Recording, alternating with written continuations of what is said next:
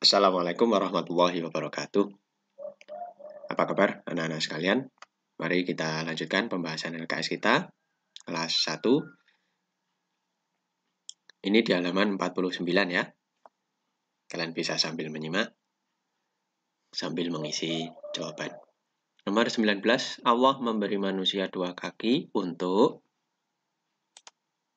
berjalan. Mudah ya. 20, manusia adalah makhluk paling sempurna. Kesempurnaan manusia yang tidak dimiliki makhluk lain adalah akal. Akal itu pikiran. Beda dengan otak ya. Hewan punya otak, tapi dia nggak punya pikiran. Tidak punya ide, tidak punya kreativitas. Tapi kalau manusia, ya otaknya, tapi juga ada akal di situ. Ada ide, ada kreativitas. 21, Allah Maha Esa. Esa artinya satu atau tunggal. Maksudnya Allah itu jumlahnya hanya satu, tidak dua, tidak tiga. Sendiri, tidak punya anak, tidak punya ayah, tidak punya ibu, tidak punya istri. Gitu ya. 22, sebutkan 3 ciptaan Allah yang ada di lingkungan sekolah. Pohon, bunga, air, tanah,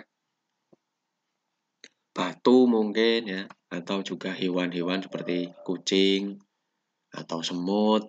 Nah, itu juga ciptaan Allah. 23, membersihkan diri dari hadas disebut toharoh. Ya, bersuci itu toharoh. 24, alat utama bersuci adalah air.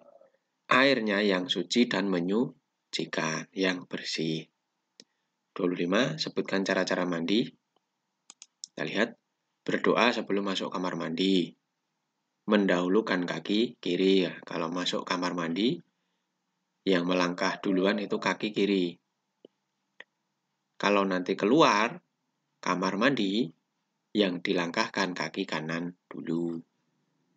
Terus mengguyurkan air ke seluruh tubuh. Berarti airnya diguyurkan.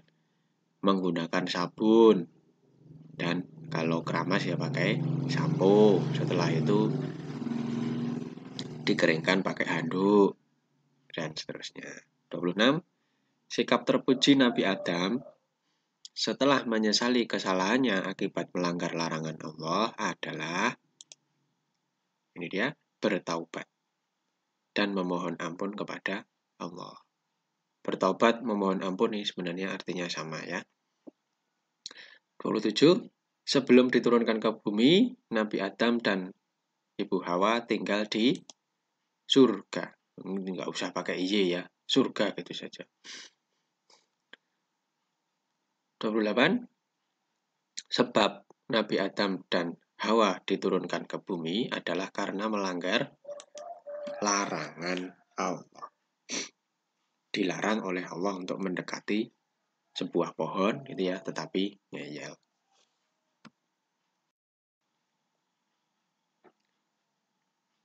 Kemudian halaman berikutnya, halaman 50 ya. Nomor 29, sebutkan 2 sikap terpuji Nabi Adam yang dapat kita contoh setelah melakukan kesalahan. 1. Mengakui kesalahan. Kalau memang salah ya kita mengakui. Tidak malah ngeyel, malah menyalahkan orang lain itu jelek. 2. Memohon ampun atau meminta maaf. Itu yang baik yang harus kita contoh ya.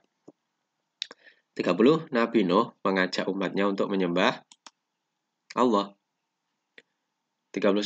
Dalam berdakwah Nabi Nuh sering dihina dan dicela. Dicela itu juga dihina sama oleh kaumnya.